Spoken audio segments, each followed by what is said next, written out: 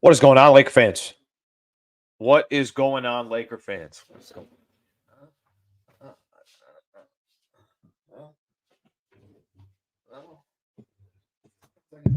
Check the mic too. What's going on, Laker fans? Appreciate you guys tuning in. Thank you for being a part of it. A little post-game show action here, real quick. Lakers demolish the Utah Jazz. Like, demolish. Like, what is the game that we just watched right now? Complete ass kicking basically the entire way. So I appreciate you guys being a part of the show. What do you think I forgot, guys? What do you think I forgot? I forgot to update one banner. My apologies here. Stay with me. Act professional. This is live. Okay, I think we're good. Complete ass kicking by the Lakers. A complete blowout by the Lake Show, and really kind of exactly what they were looking for. What I mean by that, when I say exactly what they're looking for, you need games like this. You got to have games like this on your schedule, on your calendar. You got to have games like this where you completely dominate. It takes off. It obviously helps the Lakers in a bunch of categories, but I think the category that means the most to me is the category of making sure that your main players and your best players get a kind of a little bit of a breather here. So we got a lot to get into. Throw any comments that you guys want on here. I'll make sure to get to them. Please subscribe to the channel if you have not subscribed. Okay, real quick. 131-99, the final score. It's kind of the definition of an ass kicking. Utah not impressive at all. I linked up with the guy that does the play-by-play radio in the pregame show today. He does the radio play-by-play for the Utah Jazz. Name's David Locke. And we're talking about the Jazz. I'm like, I don't really know that much about the Jazz this year. I thought they were going to be a much better team. So I was basically just asking him, like, tell me a little bit about the team.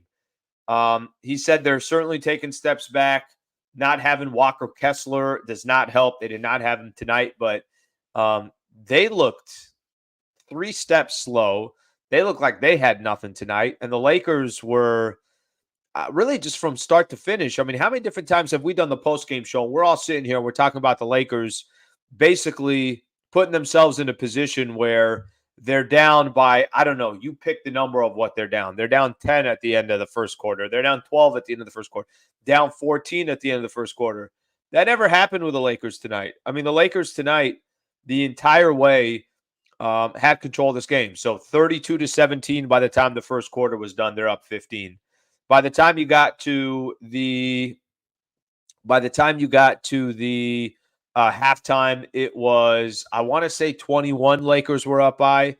And then even by the time you got to the fourth quarter, you're looking at 26, 27 points. Lakers actually, their best quarter was the third quarter offensively. They scored 40.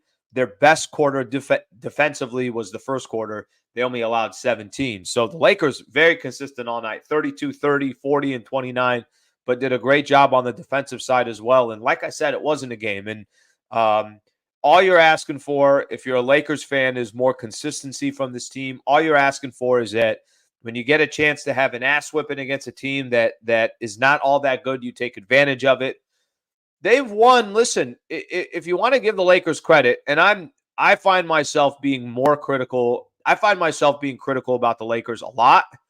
I'm not doing it on purpose. I just basically do it because we got real expectations on the Lakers this upcoming season. You want those expectations to be real. You want those expectations to come to fruition. So I think in order to do that, yes, the expectations are just naturally higher for the Lakers this season than they were a year ago. But what the Lakers have consistently done this season, they dig themselves awful holes. That was not the case for the Lakers tonight. They completely took advantage. I'm trying to see here. I want to look at the schedule. So they have won 6 of 7 now. Look, give them credit.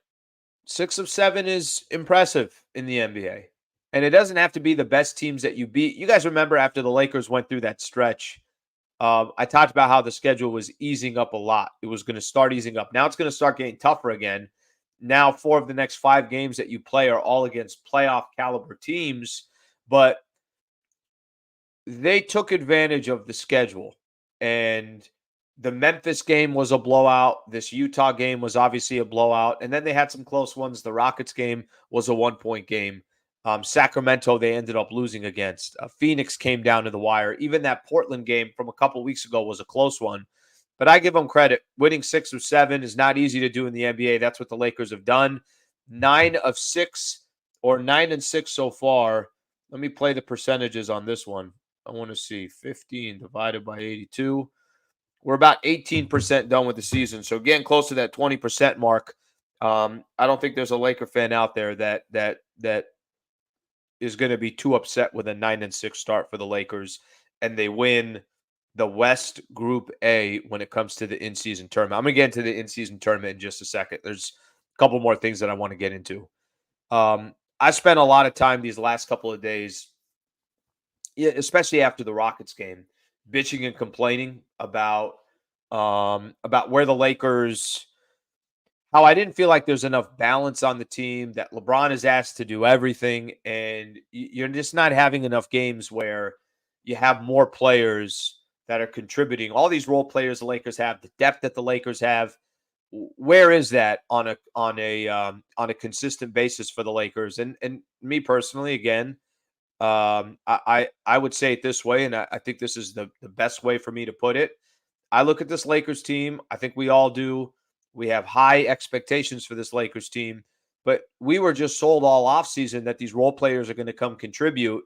And the last couple of days specifically, I've been talking about LeBron, his minutes, his contributions, how not enough people are contributing for the Lakers. Well, tonight, let's see, we had 7 players in double figures for the Lakers. And I'm not telling you that you're going to have 7 players in double figures every night. I'm not telling you that you're going to have 7 players in double figures every time that you watch the Lakers play, that it's going to be perfect basketball. But you got to have a couple guys contributing, and it doesn't have to be the same players. Tonight, D'Lo dropped 20 for the Lakers. Look at Christian Wood was 6 of 7 from the field. He had 16. Austin Reeves gave you 19. It doesn't have to be the same players every night. You just need 2 or 3 to show up.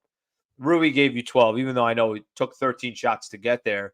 But that's the main point, I think, of what I take away from this Lakers season so far. It's not sustainable to ask LeBron James to do what he's doing every single night. The man is going to need some help.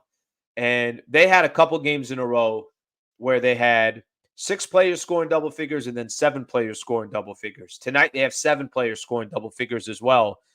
You're not going to drop 131 every night. You're not going to play a bad team like the Utah Jazz every night. But you certainly have to have 4 or 5 guys dropping double figures so that you could take a little bit of the load off LeBron. Speaking of LeBron, 24 minutes for LeBron James tonight. That's it. Just 24 minutes, which I'm sure there was some incentive to try to blow out the Utah Jazz tonight. Part of your incentive was you win the group.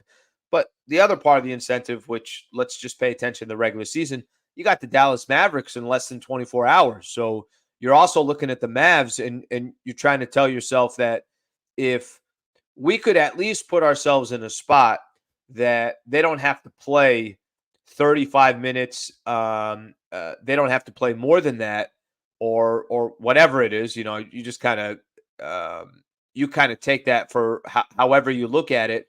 But if you don't have to play those guys like tonight, where you certainly didn't have to depend on those players late in the game, that's such a big advantage for the Lakers, and that happened tonight. Speaking of some of the guys that scored in double figures, AD 25, 16 plus 2 steals. He was 11 of 14 from the field. He got to play less than 30 minutes, which was great to see. 29 minutes. What's going on with Taurean Prince? The man cannot hit a shot. Just 1 of 8 for the field, 4 points. Hopefully he finds a stroke. It was great to see Christian Wood find his stroke a little bit. He's been struggling as of late. He went 6 of 7 from the field, hit a 3 and made it look like, oh my gosh, I finally hit a 3. I don't blame him.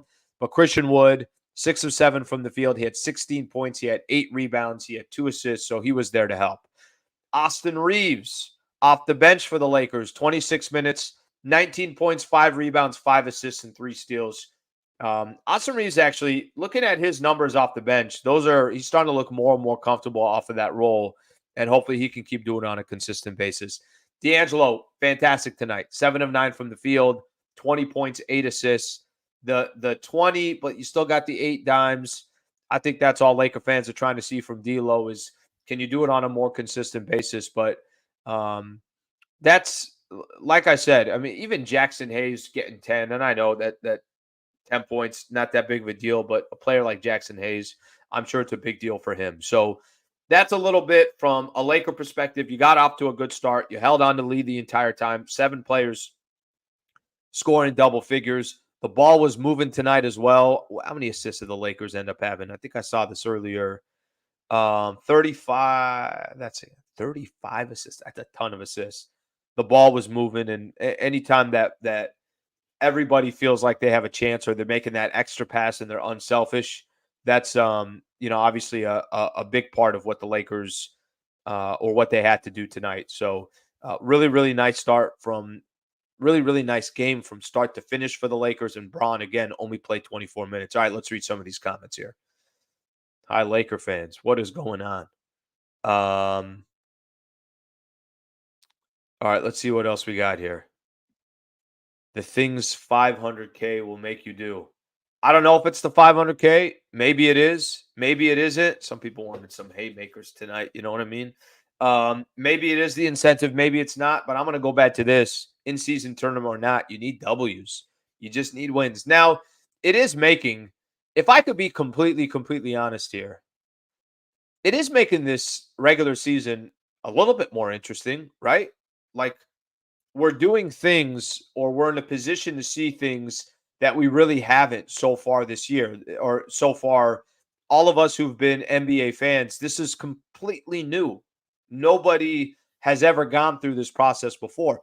Maybe next year it's not as popular because everybody's already, seen it and it's not new, but I think as of right now, it seems like to me that there is more interest in just regular season games than there have been in the past. And from a player perspective, maybe that's the deal as well. All right, what's good? Laker fans from Ecuador. Peter, thank you for tuning in, brother. I appreciate that. All right, see what else we got here. I got some people saying just say no to Levine. Okay. Get your rest, King. No question about it. That's such an important part of the game. It's funny. And Michael Thompson always says this in the pregame show. He said the way they used to load manage back in the days, right? He played in the 80s era was his main era. He said in the Showtime era, you would have nights like this where you just absolutely take out the other team. And that Magic and Pat Riley and these guys, Kareem would talk about it and say, we got to blow out these guys so we could sit in the fourth quarter.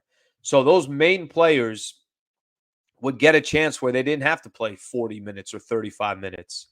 And it almost feels like it's a lost art now in the NBA where guys just completely sit out games or whatever the case is. But I think he is right. There is a way to load manage. Load management means you load manage because another team just blew you out or you blew another team out and your starters get the rest. So there's different ways to do it other than the ways that, obviously the current process around the NBA. Okay, I got to get into a couple of these supers real quick. Francis Mendoza, thank you for the super, brother.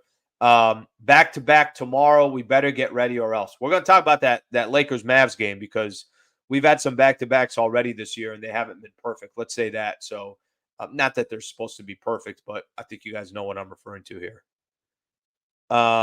Thank you for the super, Francis, and I will get back to that Mavs game and we'll get into it.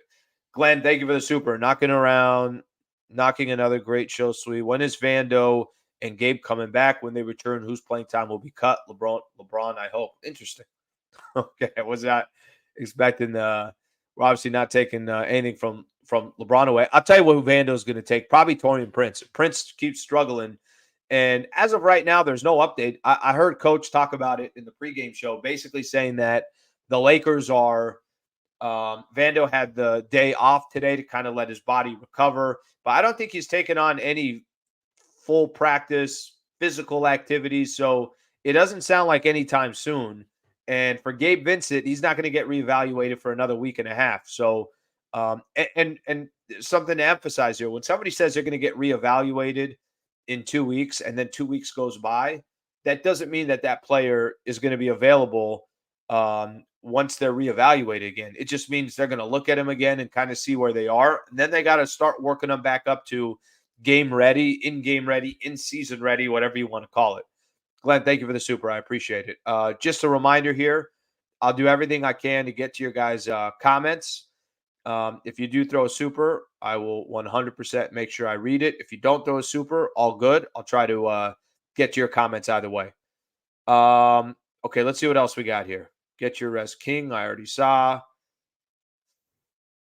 Bron and AD rest the whole fourth quarter. Why does it feel like when those two rest in the fourth quarter, we all rest? I don't know what it is, but I genuinely feel that way.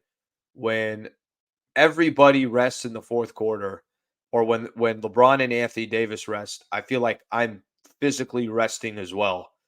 And that's look, the reason why we all feel that way as well is because that dominates our conversations. Dominates our conversations. I do a lot of post game shows where that's our conversation. That's what we're spending so much time talking about.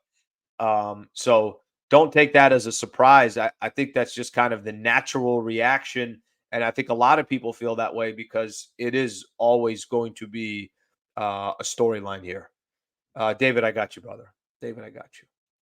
Got you right here, buddy. Got you right here. 6 of 7. To be honest with you, 6 of 7. That's impressive. And if you listen to me after the game against the Rockets, if you listen to me last night, I did Lakers talk on 710 ESPN on my radio show.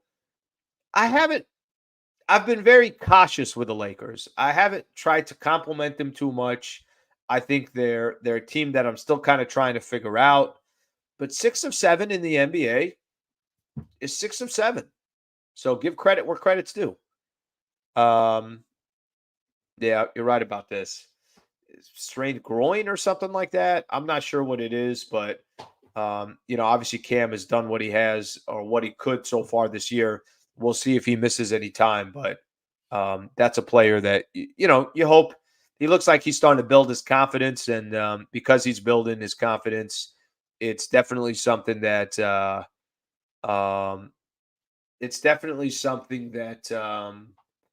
you want to see him come back sooner than later. Let's put it that way. All right, it looked like Ezekiel smoked, and now he's wondering. He's like, "What's going on with Sliwa, man? What the hell is going on with Sliwa?" That's awesome. Yeah, do what you gotta do. As long as you're in a safe environment, you smoke whatever the hell. Got some, got a joint there? Go enjoy yourself. Go enjoy yourself. All right, let's see what else we got here, and then a couple more topics I want to get into. Look, this is going to be a lot of the chat. LeBron, 24 minutes. You missed the game? Don't worry about it. We got you covered on the post game show here. You don't have to worry about that. All right, a lot of comments here. A lot of comments here. Okay, so I think they're using. It's funny. I will tell you guys this, and there's a couple things I would just want to hit on with this in season stuff real quick. I did not think the 500,000 was going to be a motivating factor at all. Got to be honest with you. Like, here are guys that are already making millions of dollars. You think LeBron and Anthony Davis, $500,000 to them is what we find in the middle of our couch cushions. There's, a couple quarters there. Not literally, but you know what I mean. But I think players like LeBron are also trying to advocate what this thing is about. I think they probably also recognize that not everybody's making the money that LeBron and Anthony Davis are. That if we fight for this for some of these other guys, maybe there's also an advantage that comes with, I don't know, playing for your other guys, I guess you can call it, whatever you want to call it. But maybe they're looking at it from that perspective. But the 500, I really, really, truly did not think that. I was like, well, who the hell? These guys aren't really going to care. And I guess they do care. And that's not me like literally me saying this, $500,000 to anybody in the world is so much money. But motivating them with more money, I did not think was a incentive, or maybe it was just an incentive for the players. But I'm like, what about the fans? I mean, you got to give an incentive towards the fans. So the Lakers will now win their group. They're automatically into the quarterfinals. They have to win one game to then end up in the semifinals in Vegas. So that's how it's looking from here, which is kind of becoming more and more interesting, to be honest with you. The more that I spend a little time on this thing or try to figure out exactly what it is, it's actually starting to become a little bit more interesting to me. And like I said, I don't know if it's because it's the first time we've done this or there's another reason for it, but whatever it is, it's definitely becoming a little bit more interesting. Okay. Underdog Fantasy, partner here on Hoops Talk, a partner here on my channel. I'm very appreciative to have him as a partner. I want to just go through this with you guys here real quick. Daily Fantasy Sports. If you guys are a fan of any of these DFS sites, take advantage of this promotion that we're doing here.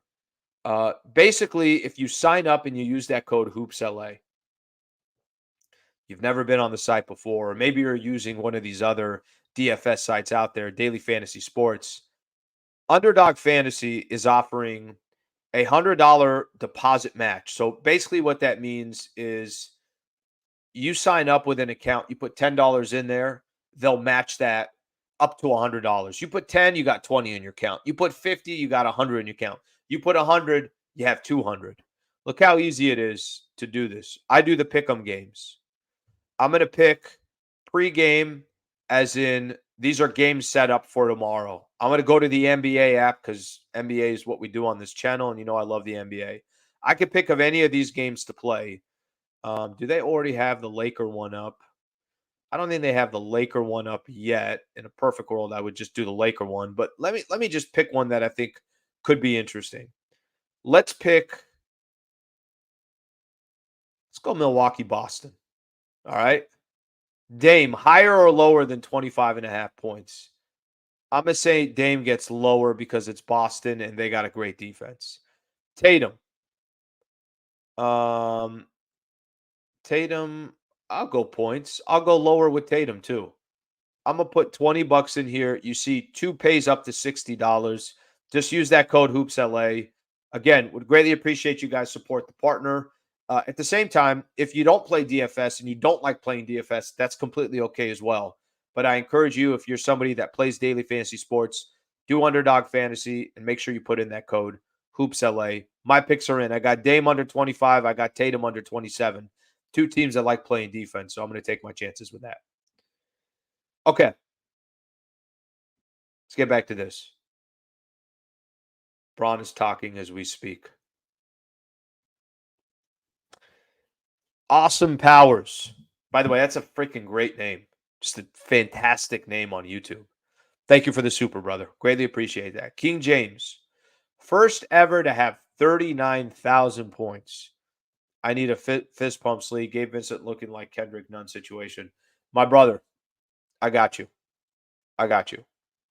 So I was at the game, and I was there when he got to 39,000. You know what's happened with Braun?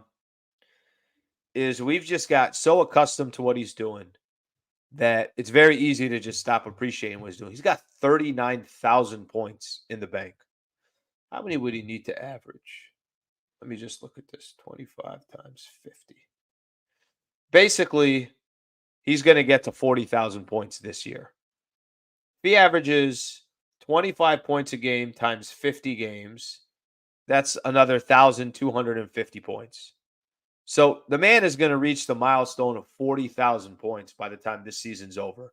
We're 15 games in, so 82 minus 15, 67. If he plays 50 of those 67, the guy's going to get to 40,000 points just by doing what he does on a night in, night out basis. So thank you, brother, for the super. And great point there, too, because I actually did not even have that in my notes to point out because this is what Braun does and he's been doing. Someone is sacrificing their groin for Cam Reddish. Alex, a lot of Laker fans appreciate that from you, brother. A lot of Laker fans do. Who are they hosting in the first round? That's not determined yet. And to be honest with you, I'm not going to try to figure out. Um, I think it's like 5 or 6 different teams. I know Mike Trudell put something on Lakers.com that had it all out there. That's going to take a lot of time to figure all that out. Okay. Wesley, I like Christian Wood. By the way, when we're done with this, um I'm going to get into the what is it? The Dallas game coming up too. Okay, so real quick on this.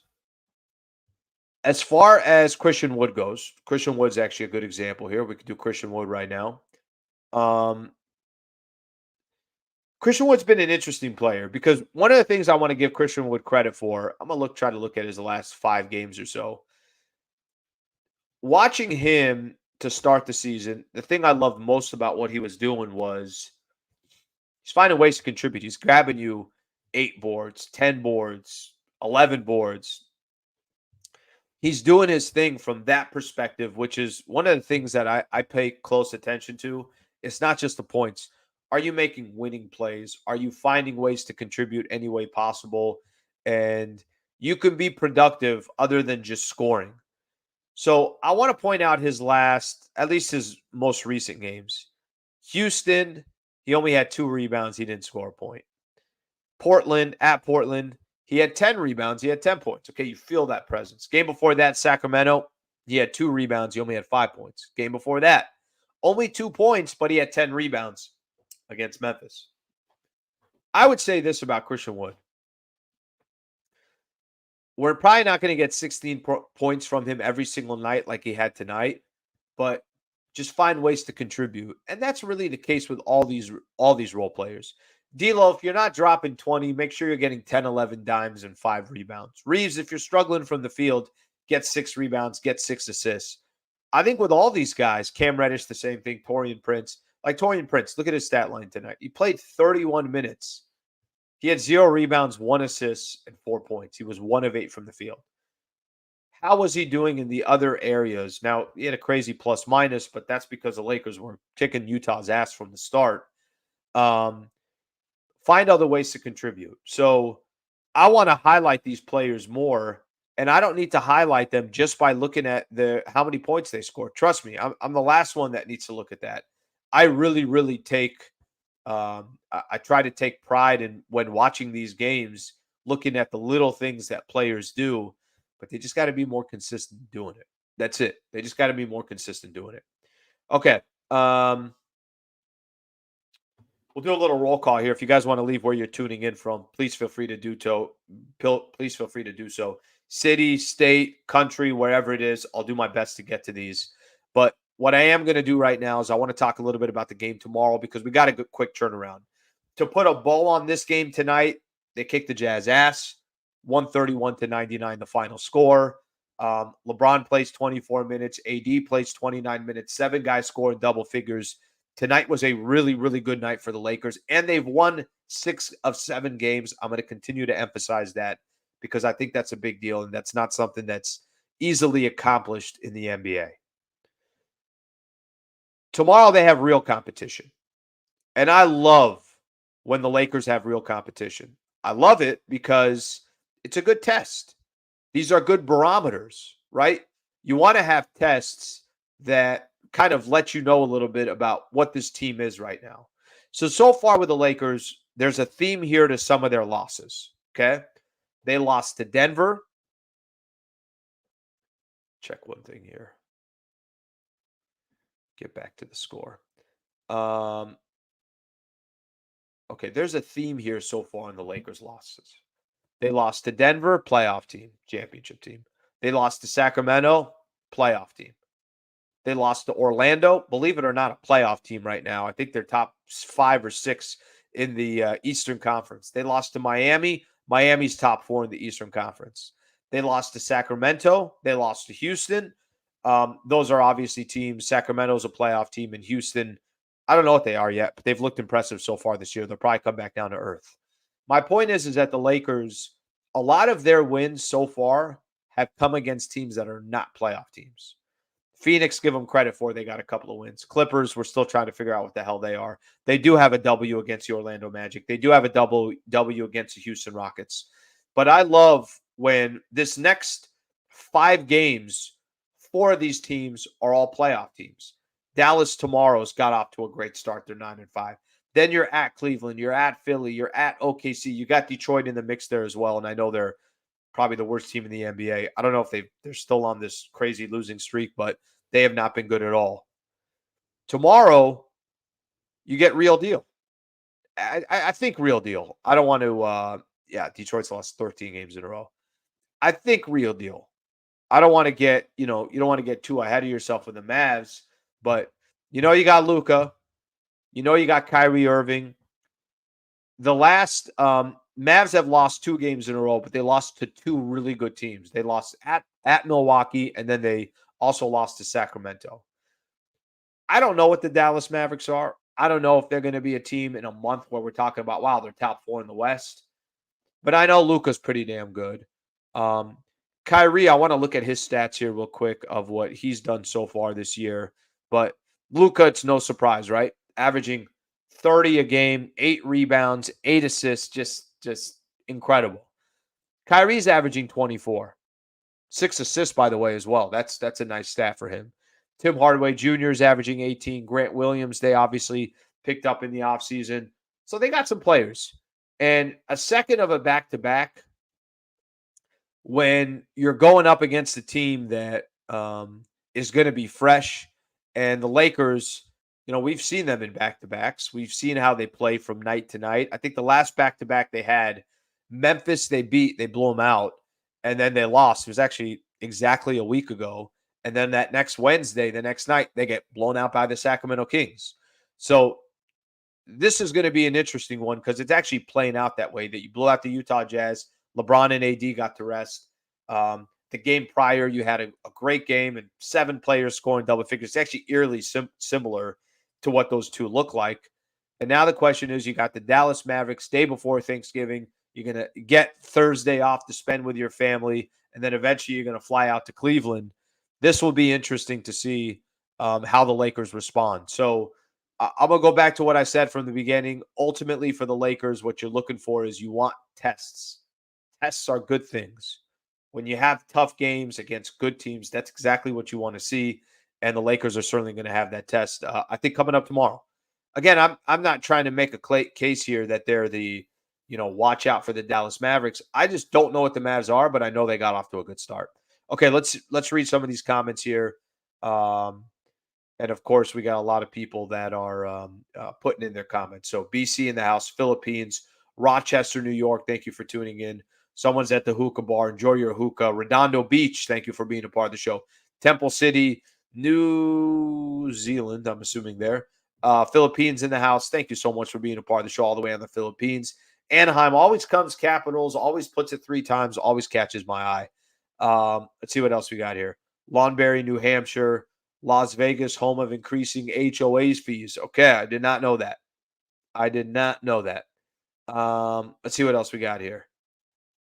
We got Hawaii, North Koala, if I'm saying that right. I hope I'm saying that right. Sounds beautiful. New York City, thank you for being a part of the show. Woodland Hills, New York City again. Tomorrow going to be a good day, game day, and then Thanksgiving the next day. It's the best holiday. What are we all kidding here? Who are we all talking about? It's the best holiday that's out there.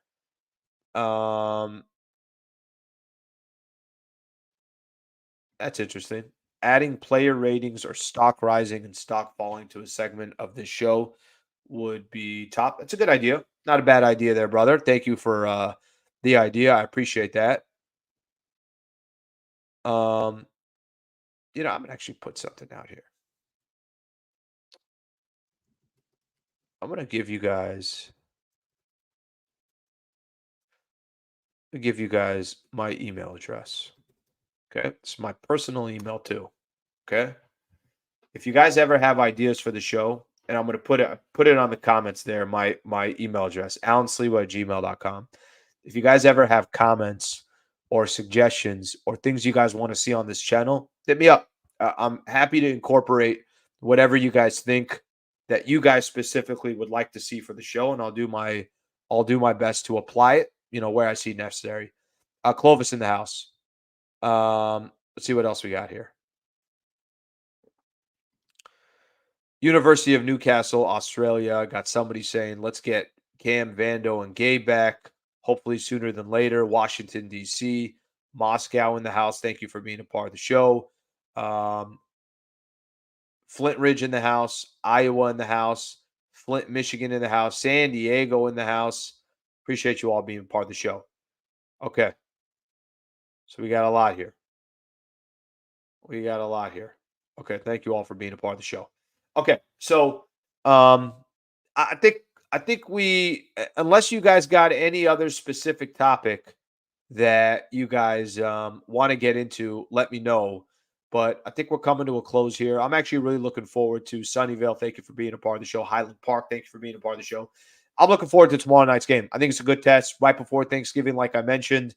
And I think it's going to be a fun game to see kind of where the Lakers are. And I'm sure the Dallas Mavericks are asking themselves the same question. They're trying to see, where are we at? Because if the Lakers are supposed to be one of these teams, um, uh, if the Lakers are supposed to be one of these teams that is supposed to be top three in the Western Conference, and again, it's the Lakers, so there's always higher hype around the Lakers. Then tomorrow, I'm sure will mean a lot for the Dallas Mavericks and the Lakers. Won't be an in-season tournament game. That stuff's all going to sort itself out. But I still think a big game for the Lakers. Somebody's asking for status. Unless coach said something, I didn't hear anything. I just know that he pulled some kind of groin irritation, pulled his groin. So whatever that means from there. Okay. Then I think that's it, Lake fans. I appreciate you guys tuning in. Thank you for being a part of the show. I'll get back with you guys tomorrow after the Lakers take on the Dallas Mavericks. And thank you for being a part of the channel. Thank you, Lake fans. Appreciate it. Hope you guys have a good night.